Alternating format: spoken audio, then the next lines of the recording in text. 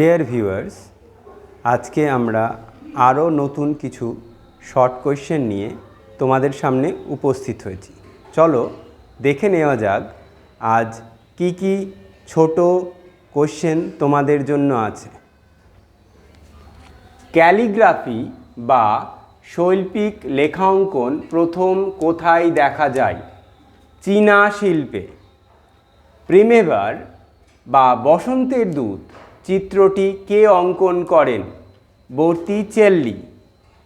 যক্ষ যক্ষিণী ভাস্কর্যটি বর্তমানে কোথায় রাখা আছে? রিজার্ভ ব্যাংকের সামনে। যক্ষ যক্ষিণী ভাস্কর্যটি কার সৃষ্টি? রামকিঙ্কর বেজ।